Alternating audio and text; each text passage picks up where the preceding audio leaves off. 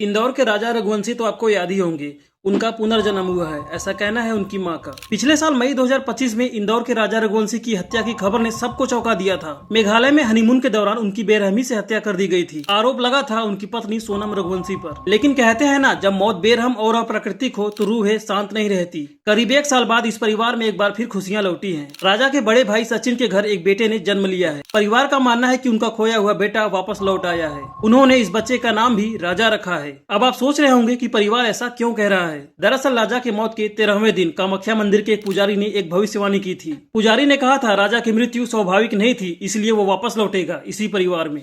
और अब मार्च 2026 में नियति ने अपना सबसे बड़ा दाव चल दिया है। उस खौफनाक कत्ल को अभी 1 साल भी नहीं बीता है और राजा के बड़े भाई सचिन के घर के आंगन में एक बच्चे की किलकारी गूंजी है। हिंदू पंचांग का 11वां दिन 2:40, ठीक वही समय जब राजा की सांसें हमेशा के लिए थमी थी। और 2:42 के आसपास इस बच्चे ने इस दुनिया में अपनी पहली सांस ली। इतना ही नहीं, राजा की माँ और परिवार वालों का कहना है जब वो बच्चे को राजा कहकर बुलाते हैं तो वो उन्हें बहुत ध्यान से देखता है, जैसे वो उन्हें पहले से जानता हो। विज्ञान की नजर में ये सिर्फ एक इत्तेफाक हो सकता है, लेकिन राजा रघुवंशी के परिवार के लिए ये किसी चमत्कार से कम नहीं है, क्योंकि उनके लिए उनका बेटा वापस आया है। ये बच्चा राजा का पुनर्जन्म हो या एक साधारण बच्चा, इससे फर्क नहीं पड़ता। खुशी इस बात की है कि राजा की माँ एक बार फिर मुस्कुरा रही है।